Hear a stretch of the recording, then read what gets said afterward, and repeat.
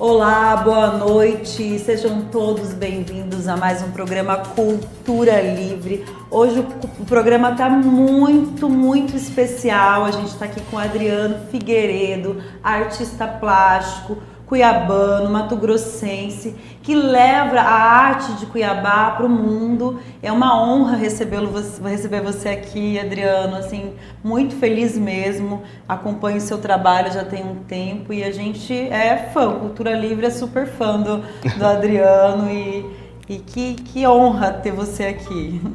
Bom, primeiro eu quero agradecer o convite, dizer que eu acompanho o programa. É uma oportunidade única aqui em Mato Grosso a gente poder falar com calma, né? Sobre os nossos projetos, né? A nossa carreira. E tem poucas oportunidades que a gente tem de falar. Geralmente as pessoas conhecem mais a arte, né? O resultado final. O artista fica escondido atrás do produto, né? Que legal, Adriano, assim, e a gente eu acredito que quem está em casa também acompanhando está bem curioso para saber um pouquinho sobre como é que vem essa vontade do Adriano de ser artista plástico. Era essa palavra que você conhecia na época? Como que foi estar em contato com o pincel, com a arte, sabe? Eu vou te falar que eu nunca sonhei em ser artista plástico. Olha só. Eu nem sabia o que era isso. Eu sempre gostei de desenhar, isso sempre. Na infância, eu já tentei puxar na memória quando que eu comecei, eu não consigo lembrar. Mas eu tinha uma vontade muito grande, como se fosse sede, fome. Eu tinha essa vontade de desenhar, mas eu não tinha acesso a artistas. O que a gente tinha era educação artística, né? Que era desenho livre. E aí eu não tinha essa vontade, nunca tive, né? Mas com o tempo, no final, se eu for pensar, analisar hoje, tudo que eu fiz já tinha relação à arte. Já era relacionado à arte, por mais que eu quis fugir. Eu brinco que eu quis fugir dela de toda maneira. E aí chegou um momento que ela me encurralou e falou, agora não tem como você fugir mais. Mas comecei assim, comecei desenhando, eu fazia esses heróis, na minha época era Cavaleiro Zodíaco, né? Eu gostava muito também. E aí eu fazia para vender no recreio. Olha isso, já empreendedor desde sempre, né? Vendia no recreio para comprar lanche, né? E aí foi assim que eu comecei, né? E aí quando a minha mãe, eu tinha 15 anos, a minha mãe falou, vamos fazer alguma coisa, né? Vai ficar aqui de cara para cima, né? Cuiabana, né? Vai ficar de cara para cima até quando aqui? E eu nunca gostei de ser chamado a atenção, né? Então eu saí de casa e falei, não vou voltar enquanto não arrumar um trabalho. E aí eu comecei andando. Aí eu cheguei numa loja de decoração. E aí eu vi que estava precisando de alguém para fazer desenho lá, Chico Bento, Turma da Mônica. E aí tinha que fazer um teste, né? E eu não tinha ainda, eu desenhava tudo pequeno, né? Não tinha começado a ampliar muito. E aí eu fiz esse teste, eu lembro até hoje, era uma... Como que é a namorada do Chico Bento? Rosinha? Rosinha. Então eu fiz uma rosinha, e aí eu fui aprovado e já voltei com um serviço. E com o que você amava fazer, que era desenhar, quer dizer, você continuou... Não gostava? Era a única coisa que eu sabia fazer. Eu falei, eu vou arrumar serviço de quê? Né? Eu falei, eu vou tentar aqui, que pelo menos desenhar eu sei. E aí eu trabalhei durante 4 anos com crianças. Eu comecei fazendo só os desenhos, né? Que antigamente era desenhado, não era impresso igual hoje. Não tinha hoje comprar pronto. E aí depois, com o tempo, eu já estava fazendo toda a mesa, né? Esculpindo castelos. Então eu aprendi muito. Misturar cores, né? Até hoje não uso muito escultura, mas eu sei que eu consigo, né? É um processo que ainda vai vir. Sim. Aí depois disso, a minha mãe pagou um curso de CorelDRAW para mim, na época do CorelDRAW. E aí eu comecei a fazer os trabalhos que eu fazia em casa, brincando no computador. Então foi uma transição, que eu saí da parte que eu fazia, executava todo o processo da mesa de decoração, e eu comecei a trabalhar com o computador, com o CorelDRAW, e aprendi muito também. Eu comecei a fazer logomarca, criação para capa de CD, brinde, fazia montagem para brinde, relógio. Trabalhei mais, acho que foi mais uns 4 anos aí. E aí comecei a pensar como empresário, né? Eu trabalhando para os outros, eu aprendi também. E eu falei, eu vou montar uma empresa. Olha! E aí eu montei essa empresa, no início foi com um primo meu, aí não deu certo, aí eu comecei a fazer sozinho. Mas sabe quando você está no universo e você está fora do seu lugar? Você ainda não se sente pertencente àquilo, né? Para me sair, para vender, porque eu fazia tudo, eu era a empresa. Eu vendia, eu produzia, eu criava, fazia tudo. E aí, para mim conseguir vender, eu imaginava que eu era outra pessoa, criava um personagem para me conseguir vender, né? Mas não dava certo, não deu certo. Eu comecei a passar muita dificuldade. Muita coisa sozinho, né, também? Não nada ia para frente. Quando eu mexia com arte, parecia que ia. E quando eu trabalhava com outra coisa, parava, né? Até chegou um ponto que eu não tinha R$2,50 para comprar um leite. Eu já tinha 2 filhas, né? Aí eu lembro do dia que eu comecei a decidir a pintar, eu fui entregar uma mercadoria e estava errado a mercadoria. Eu já tinha demorado para entregar, eu já tinha demorado já tinha estourado o prazo todo. Aí eu cheguei com essa mercadoria errada lá. Aí o cara falou, não quero. Aí eu falei, não, isso aqui é fácil arrumar, né, tal, só inverti o número do telefone do cara. Aí ele falou, ou você pega seus chaveiros, era chaveirinhos, né? Você pega o seu material, leva embora, ou eu jogo fora. Se você deixar aqui, eu vou jogar fora. Aí eu peguei o material e levei embora, né? Tava de moto, aí a moto pifou bem na subida da FEB. Nossa! Aquele calorzinho lá, acho que uns 38 graus. Aí eu encostei ela no posto de gasolina, não sabia o que aconteceu com a moto, e fui de pé, né? Que eu moro em Várzea Grande, então eu moro perto da Imigrantes. Então você imagina, né? Da FEB até Imigrantes. Que chão! Aí eu fui a pé, cheguei em casa, sentei no quintal para descansar, cortaram minha luz. Meu Deus! Tudo no mesmo dia. Era para você decidir, é hoje que a gente empurra ele para outro caminho, porque...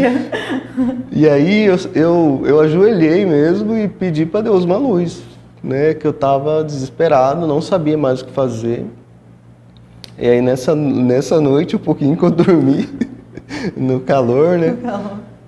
Um pouquinho que eu dormi, eu tive um sonho que eu voava entre as nuvens. E as nuvens eram feitas de tintas coloridas.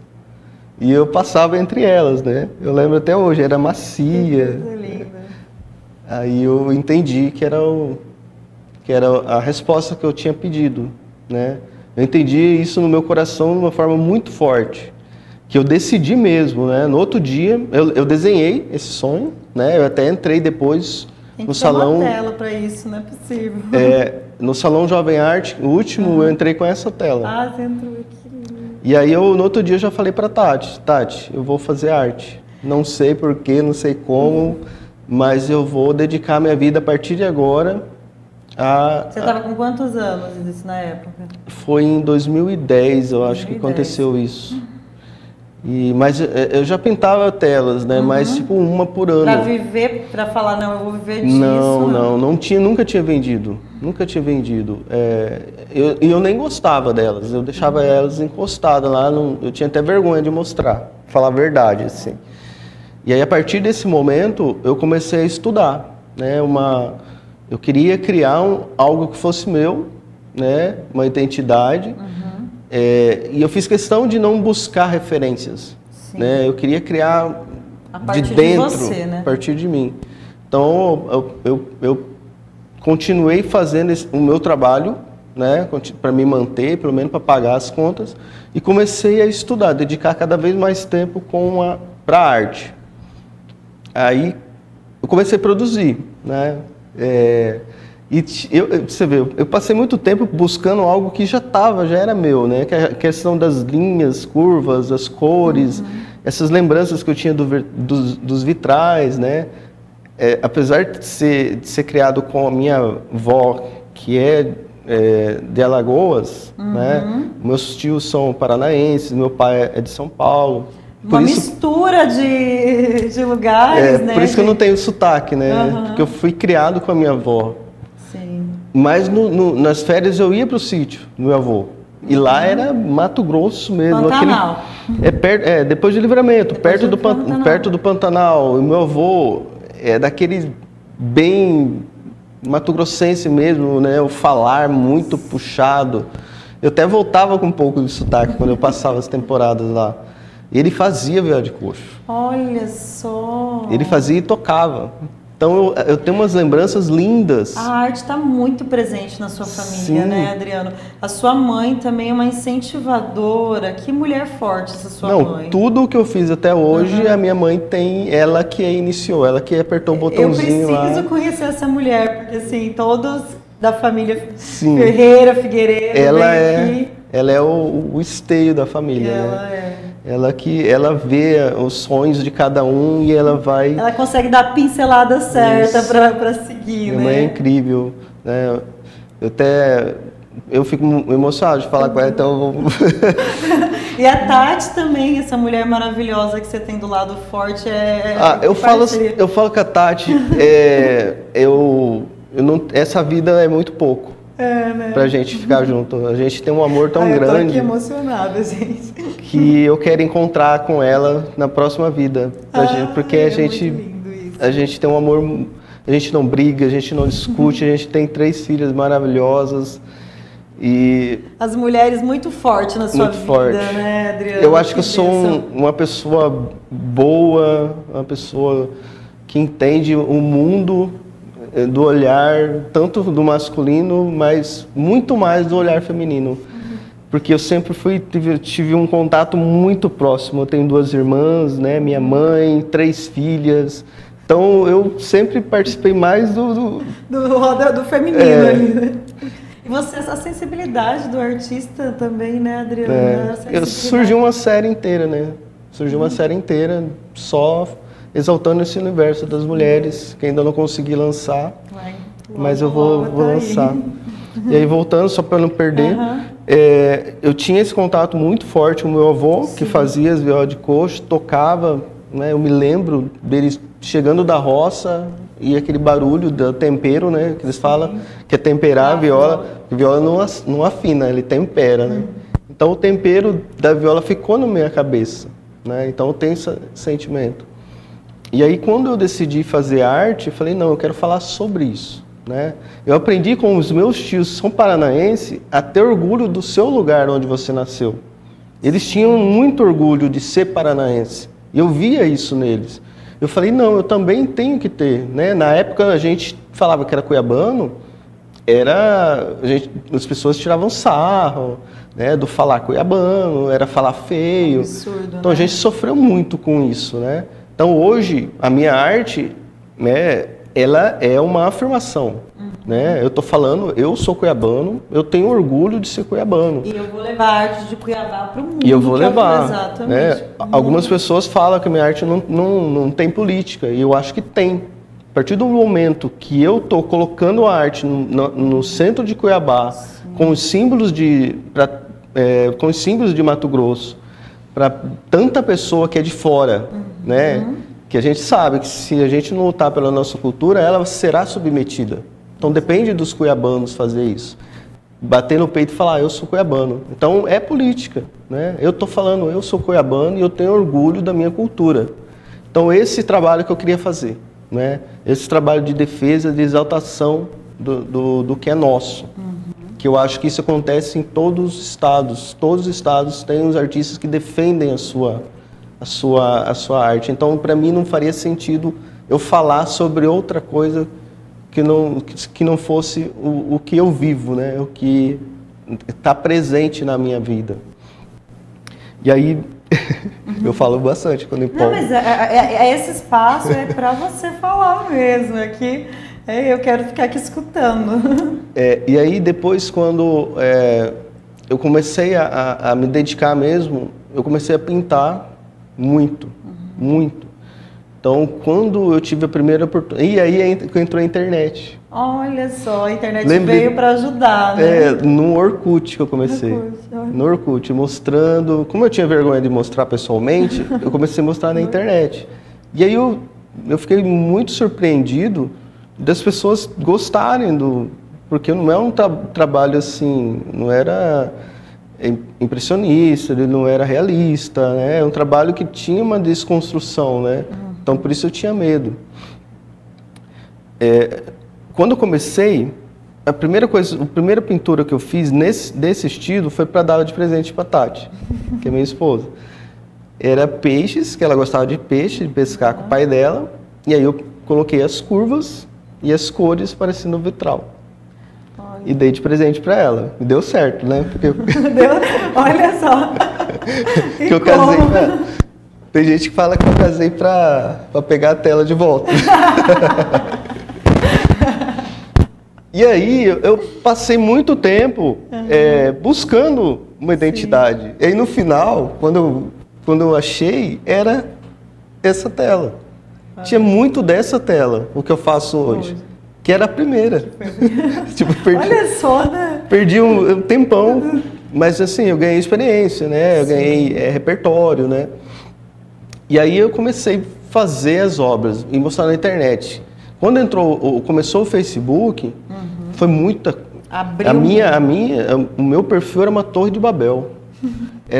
Tinha gente daqui, ninguém. Não tinha ninguém daqui. Era todo mundo de fora, de todo lugar. Vários artistas também. E assim, eu comecei a receber convites para ir para a França, né? Eu vendi para a Argentina, vendi para a Noruega, pela internet. E o meu vizinho não me conhecia.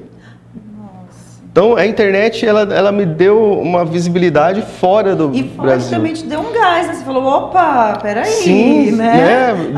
Deve ser bom, deve ter ser alguém. Olha, essas pessoas estão me vendo de fora. Criavam relações que eu nunca tinha pensado, né? Sim, e a arte tem essa coisa peculiar, né? De cada um ter suas... você vê aquela arte e fala, não, mas isso aqui parece isso. Porque, na verdade, o que a gente vê, a beleza está nos olhos de quem vê e está nas nossas referências também. Isso que eu falo, depende muito de você, né? Do que você tem dentro, você completa a obra. Exato. Até por isso eu não gosto de explicar. Isso eu deixo livre. Exato, eu acho que está muito nesse lugar mesmo. Mas a gente pode falar isso com todas as artes, tá? Até no cinema. A pessoa assistiu um filme, não, mas eu tirei de lição isso desse filme. Às vezes a outra pessoa nem viu isso no filme. Quem produziu, quem criou. Produziu, falou, nossa, é tão rico. Porque o que eu fiz, eu já sei o que eu fiz, já sei a minha intenção. Para mim é muito mais interessante saber o que ela despertou em você. Para mim, como artista, é muito enriquecedor, né? Você vai ter uma visão totalmente diferente do que eu pensei. Isso enriquece o trabalho, né? Que legal. E isso que você falou, né? Da primeira tela ser o que você traz ainda hoje, e como que é também, igual você falou, tudo é aprendizado, essa passagem que você precisou passar, esse caminho que você precisou percorrer, talvez para entender que não, peraí, vamos ver que está aqui mesmo, né? Buscando algo que já estava. Buscando algo que já estava. E muito legal, que programa delicioso, gente do céu, tô muito mais feliz ainda de estar aqui com vocês. E vocês aí de casa, ficam com a gente aqui no Cultura Livre, que a gente vai ter o segundo bloco aqui com o Adriano Figueiredo, esse querido, essa alma aí de luz que veio aqui pra gente para mostrar o que tem dentro dessa alma dele, dentro das telas.